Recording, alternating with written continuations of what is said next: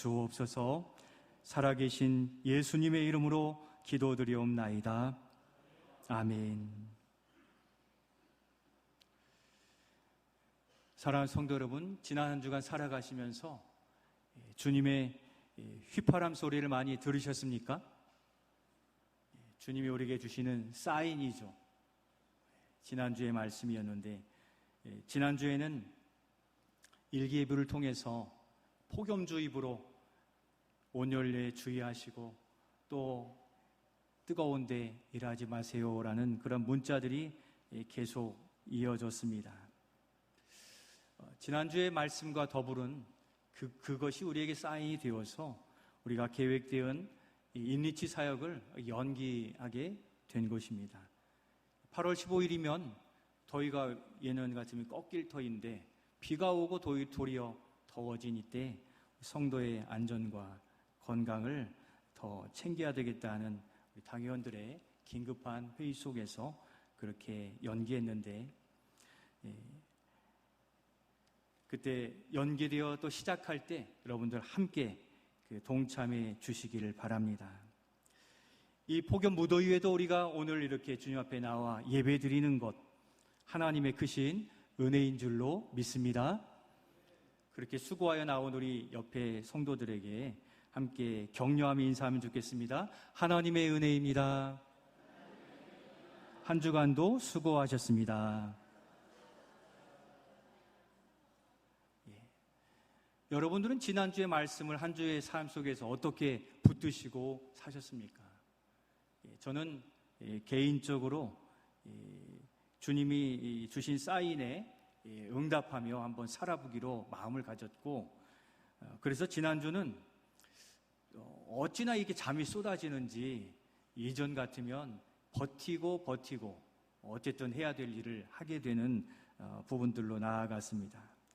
그런데 지난 주일에는 주일의 말씀, 주님의 휘파람 소리가 자꾸 맴돌아서 지난주는 거기에 순응하여 버티기보다 잠을 되는 대로 좀 청해보자, 이런 마음을 가지게 되었습니다.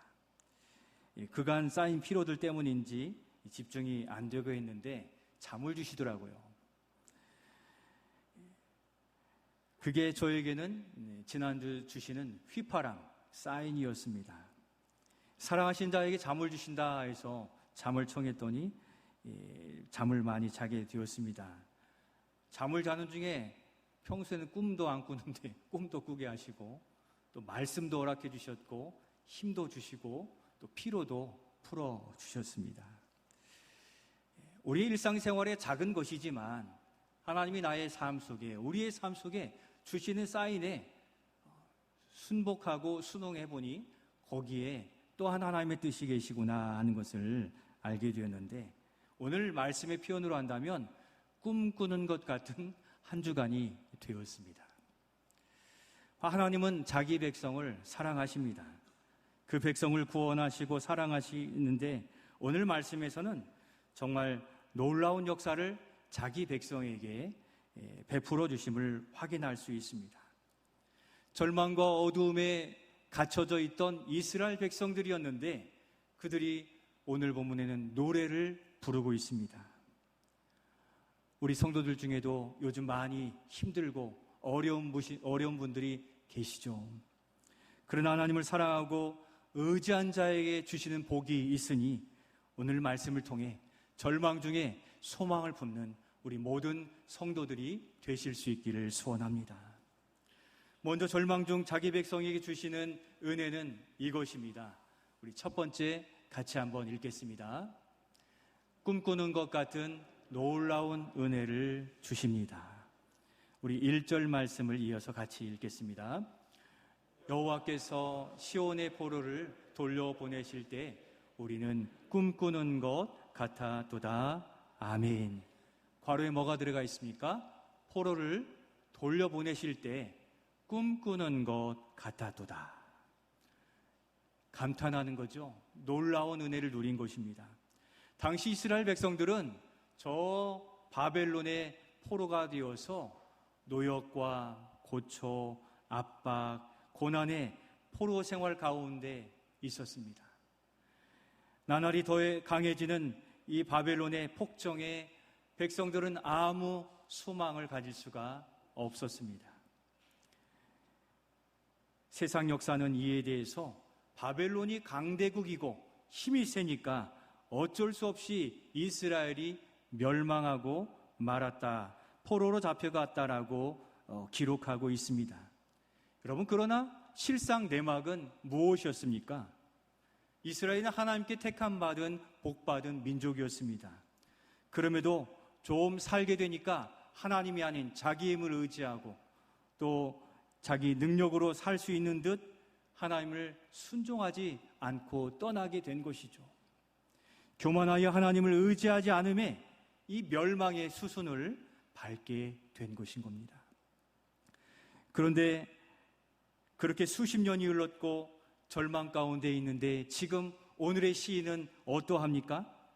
꿈꾸는 것 같다고 고백하고 기쁨을 노래하고 있습니다. 포로로 잡혀간 이스라엘 백성이 마침내 본국 예루살렘으로 돌아오게 된 것입니다. 우리가 이 역사적 사실을 알고 있기에 주목하고 볼 때 놀라운 사실이 있습니다. 여러분, 잡힌 포로가 돌아오려면 어떤 일이 있어야 됩니까? 그 압제하고 있는 강한 나라가 어떻게 됩니까? 패배하거나 망하게 돼야 포로에서 다시 돌아올 수 있게 되는 것입니다. 그런데 이스라엘은 어땠습니까? 그들을 억압했던 바벨론 제국이 멸망해서 돌아온 것이 아니었다는 거죠. 그러면 이스라엘이 어떻게 예루살렘으로 다시 귀환할 수 있었습니까? 놀랍게도 식민지로 통치하고 있던 이방왕 고레스가 해방 줘서, 그러니까 행정명령을 내린 거예요. 이스라엘 백성들은 돌아가서 예루살렘에 가서 성전을 짓고 하나님을 예배하며 살라 하고서 조서를 내리게 되었다는 것입니다. 그리고 그 문서가 다리오 왕 때 다시 발견되어 가지고 이 바벨론에 있는 금은 보석들을 다 가지고 가서 이 예루살렘에서 너희 하나님을 섬길 성전을 짓고 돌아가라라고 명령하게 된 것입니다. 여러분, 놀라운 일 아닙니까? 포로가 해방되려면 나라가 망해야 되는데 건재한 나라 속에서 이방 왕들이 도리어 돌아가라 했던 것입니다. 있을 수 없는 일이었으나 이것은 역사적 사실인 것입니다. 이스라엘에게는 말할 수 없는, 생각할 수도 없었던 기쁨인데 여러분, 이것이 어떻게 가능했습니까? 바로 하나님께서 이방 왕들의 마음을 감동하고 바꾸어 주셔서 포로된 이스라엘을 내보낼 수 있도록 인간의 계획으로는 도무지 있을 수 없는 일들을 하나님께서 행하신 겁니다. 우리는 여기서 무엇을 볼 수 있습니까? 자기 백성을 향한 하나님의 행하신 일들을 보게 되는데 하나님께서는 크든 작든 모든 역사에 주의 손으로 역사하신다는 것을 바라보실 수 있기를 소원합니다. 이는 승패에 관계없이 돌아온 거죠. 바벨론이 멸망한 것도 아니에요. 어느 나라가 이긴 것도 아니고 예루살렘이, 이스라엘이 이긴 것도 아닌 승패 없이 놀라운 은혜를 경험하게 되었다는 것에 주목해야 된다는 것입니다. 우리가 구원받을 자격이 없는 자였는데도 구원받은 것이 인간의 공로나 무엇을 이겨낸 승패 없이 하나님의 섭리와 은혜와 또 돌보심의 사랑 가운데 우리가 구원받게 된 것입니다. 지금도 하나님의 주권을 절대 신뢰하고 살아가는 자는 그 기쁨을 맛보고 놀라운 일들을 경험하게 되는 것을 믿으시기를 바랍니다. 절망 중에 있고 어려움 가운데 있는 우리 성도들이 계시다면 소망을 가지고 주님만 바라보시길 바라요. 바벨론이 무너지고 무엇이 더 얻어져서 돌아오고 은혜를 누린 것이 아닌 것이라는 거죠. 하나님의 역사에는 강함이나 약함, 부함이나 가난에 관계없이, 승패에 관계없이 하나님은 놀랍게 자기 백성을 위하여 일하시는 하나님이시라는 것입니다.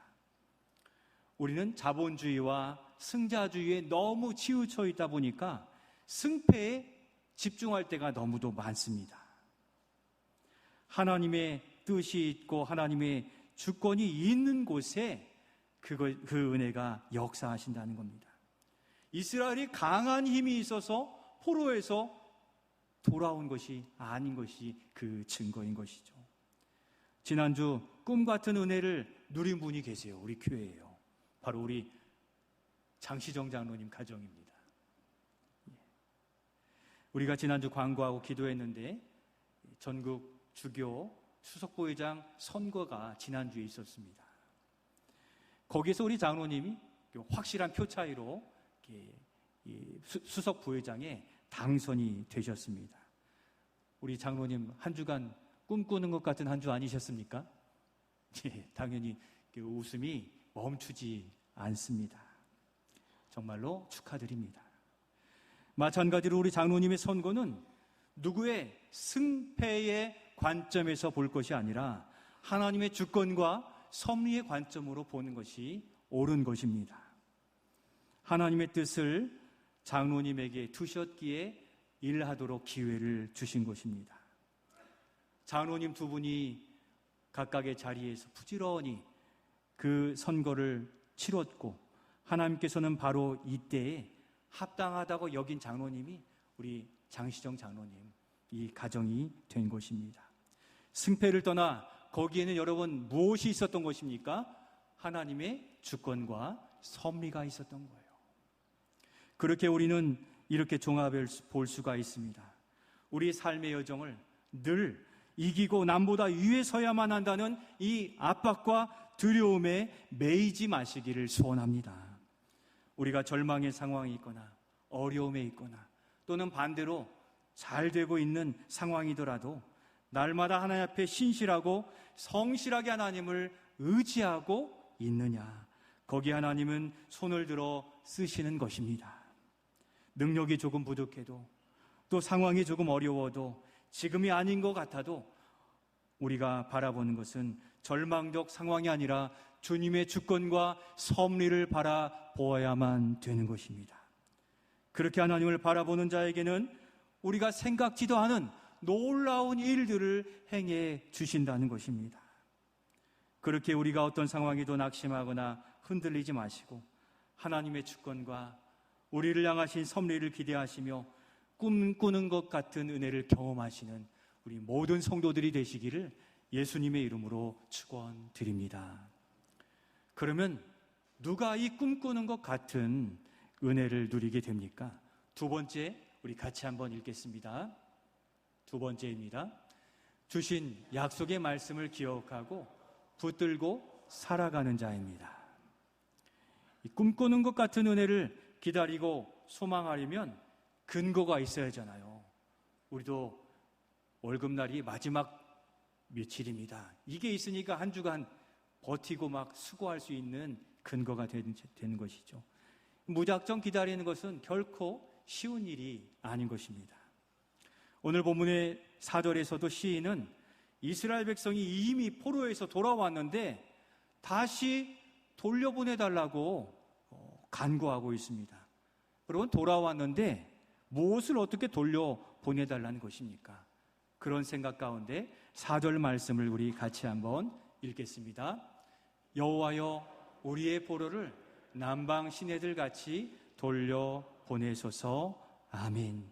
괄호에 뭐가 들어있습니까? 포로를 돌려보내소서.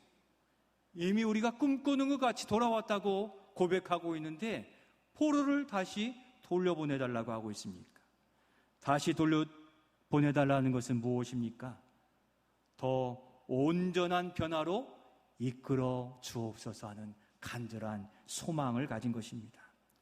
여러분, 이스라엘 백성들이 포로에서 이 본토 예루살렘으로 돌아왔어요. 어떻게 되었습니까? 성전이 제대로 있습니까? 없어요. 거기에 먹고 마시고 일할 수 있는 자리가 아무것도 없는 겁니다. 바로 이 시인은 하나님께 대한 온전한 소망으로 아뢰고 있는 것이죠. 바벨론의 문화와 사상에 사로잡혀 있던 그들의 생각도 남아 있는 겁니다. 시인은 변화와 온전함에 대한 소망을 가지고 4절에서 무엇같이 돌려보내달라고 간구하고 있습니까? 남방 시내들같이 돌려보내달라고 고백합니다. 이 남방 시내들은 유대 땅의 남쪽 지역에 있는 네게부 광야를 의미하고 있습니다. 이 광야는 아주 메말라서 아무것도 살 수 없는 그러한 척박한 광야였습니다. 이 광야는 메마르고 아무도 살 수 없었지만 우기철에 갑자기 폭우가 쏟아지면 거기에서 갑자기 흐르는 시내가 형성되는 그러한 옥토가 되는 그러한 지역이었던 것입니다. 바로 온전히 회복해 주실 하나님께 대한 강한 기대와 소망을 그는 가지고 포로를 다시 돌려보내 주시옵소서, 그렇게 자신감을 가지고 또 간절함을 가지고 고백하고 있는데, 바로 그들이 돌아와야 될 것은 바벨론에 가졌던 기대와 바벨론에 대한 옛사람의 생각들에서 새 사람으로 돌아와야 되는 거죠. 무너진 성전이 다시 회복되어야 되는 거죠. 그래서 이 시인은 다시 되돌려달라고 주님 앞에 고백하고 있는 것입니다. 그런데 이런 자신감과 이런 간절함이 어디서 나오게 되는 겁니까? 바로 자기 백성에 대한 하나님의 신실함 속에서 나오는 것입니다. 곧 언약의 말씀을 이루시는 그 하나님이신 겁니다. 하나님의 자기 백성을 향한 크신 계획은 누구도 알 수 없습니다. 그러나 말씀을 알고 붙든 자들이 소망을 품을 수 있는데, 예레미야 29장 10절에 보면 그와 같이 말씀해 주세요. 우리 예레미야 29장 10절 같이 읽겠습니다. 여호와께서 이와 같이 말씀하시니라. 바벨론에서 70년이 차면 내가 너희를 돌보고 나의 선한 말을 너희에게 성취하여 너를 이곳으로 돌아오게 하리라. 아멘. 이스라엘 포로가 되었을 때라도 하나님은 70년이 차면 돌아오게 하리라는 약속, 언약의 말씀을 이미 허락해 주셨다는 겁니다. 우리 하나님은 한 번 행하신 말씀, 우리가 붙든 말씀은 반드시 이루시는 신실한 하나님이시라는 겁니다. 바로 이 말씀을 기억하고 붙든 자는 견딜 믿음과 의지를 가지게 될 수 있는 것입니다. 아무 약속도 없이 신앙생활하는 것은 불가능한 것입니다. 우리 주님이 다시 오시겠다고 하시니 오늘을 한 번 더 힘들게 견디고 아파도 일어날 수 있는 것 아니겠습니까? 그래서 우리는 시인처럼 간구해야 됩니다. 하나님은 황폐한 곳에 돌아오는 거기에 목표가 있는 것이 아니라 그들이 예배자로 서고 사명자로 서게 하는데 목표가 있는 것인데, 시인은 바로 그 회복을 간구하고 있는 것입니다. 이스라엘 백성이 돌아와서도 바벨론에서 배운 세상의 방법으로 하나님의 나라를 세우고 교회를 세우면 무슨 의미가 있겠습니까? 바로 하나님의 법도에 예수님께서 세우신 그 교회의 정신, 교회의 본질을 가진 교회가 생명력이 있는 교회가 되는 것이기에, 바로 오늘 우리도 우리 자신의 믿음을 돌아보아 우리 자신을 다시 돌려주시옵소서, 회복시켜 주시옵소서, 세상에 빠진 우리의 생각이 주님께로 돌아오고 하나님께 드리는 예배 가운데 하나님을 경험하는 예배가 되게 해달라고 그렇게 간구하는 우리 모두가 되실 수 있기를 소원합니다. 거기까지가 우리를 세상에서 부르신 부름의 목표가, 이유가 있는 것입니다. 실제 그 70년의 포로 기간을 통해 이스라엘의 변화를 기대하고 계심을 우리 다음 절에서 볼 수가 있습니다. 예레미야 29장 11절 말씀도 같이 읽겠습니다. 여호와의 말씀이니라. 너희를 향한 나의 생각을 내가 아나니 평안이요 재앙이 아니니라. 너희에게 미래와 희망을 주는 것이니라. 아멘. 포로 기간 70년도 하나님께는 다 의미와 계획이 있었던 것입니다. 거기에서 그 의미를 알았던 이들은 돌아가라는 명령 속에 다시 예루살렘을, 성전을 재건하겠다는 그 꿈을 잃지 않게 된 것입니다. 우리 하나님은 포로 기간이 목표가 아니었습니다. 하나님은 우리의 기대보다 한 번 더, 아니 몇 수를 앞서서 보시고 우리에게 미래와 희망을 주시는 하나님이신 것입니다. 오늘은 아프고 힘든 시간일지라도 하나님의 넓은 계획 속에서 우리의 어려움은 평안이 되고 미래와 희망이 될 것을 소망하시며 오늘을 견디고 오늘의 삶에 휘파람으로 주시는 그 사인의 의미를 헤아려 믿음으로 살아가시는 우리 모두가 되시기를 소원합니다. 주님의 약속을 기억하고 붙든 자가 아픔과 어려움, 고난과 환난, 이 모든 어려움 안에서 주님 안에서 회복을 누리고 평강과 기쁨과 미래와 소망을 붙들게 될 수 있는 것입니다. 그렇기에 우리가 약속의 말씀인 성경을 읽고 묵상해야 되는 겁니다. 하나님의 무한한 약속의 말씀이 있는데 읽지 못하고 듣지 못하고 붙들지 아니하면 우리는 헤어날 길을 잃어버리는 것과 같은 것입니다. 어떤 분은 저는 로마서가 좋아요. 복음의 다이아몬드와 같다라는 별명이 있어서 로마서만 읽습니다 하시는데 하나님께서 성경을 여러 권 주신 이유가 있습니다. 성경은 우리가 한 권으로 들고 다니고 있지만 사실 성경은 모두 몇 권입니까? 맞습니다. 66권입니다. 우리가 한 번에 다 이해할 수 없기 때문에 여러 저자들을 통하여 저자들의 특징과 또 의미를 부여하여서 하나님의 뜻과 약속을 66권에 나누어 주신 거예요. 올해 성경 일독 이상하신 분 계십니까? 오늘 주보에도 또 계속 우리 연결해서 나오고 있는데 우리 이정옥 집사님이 1315번째가 됐어요. 그러니까 올해도 많은 분들께서 읽으셨는데 잘하셨습니다. 매일 성경으로 한 6년 정도 꾸준히 묵상하시면 일독하게 되는 것입니다. 여러분, 성경을 읽지 않고는 온전한 소망, 온전한 생활에 이룰 수가 없는 것입니다. 그 한 구절을 가지고 살면 다른 부분들은 다 새어나가게 되어 있습니다. 사랑하는 성도 여러분, 성경을 읽으시기를 바랍니다. 그리고 천천히 묵상하시며 내 상황에 주시는 그 말씀을 기억하고 붙들어 신앙생활하게 되면 오늘 시인의 남방 시내들과 같은 오병이어와 같은 달리다금 손잡아 일으켜주시는 하나님의 놀라운 은혜를 누릴 수 있음을 믿으시기를 소원합니다. 올해 성경 일독 목표를 다시 한번 시작하시기를 바랍니다. 아니, 신약 일독, 구약 일독 더욱 세분화해서라도 약속의 말씀을 붙들고 늘 소망 가운데 살아가시는 우리 모두가 되실 수 있기를 소원합니다. 이제 마지막으로 소망 가운데 사는데 필요한 신앙생활은 이것입니다. 마지막 세 번째 우리 같이 한번 읽겠습니다. 인내와 수고의 신앙생활이어야 합니다. 이스라엘이 바벨론 포로에서 돌아오게 되는데 여러분 몇 년이 걸렸습니까? 70년이 걸렸습니다. 곧 우리의 신앙생활은 마라톤과 같아서 인내와 수고가 필요한 것입니다. 그러면 어떠한 신앙생활이 필요합니까? 6절의 말씀을 같이 읽겠습니다.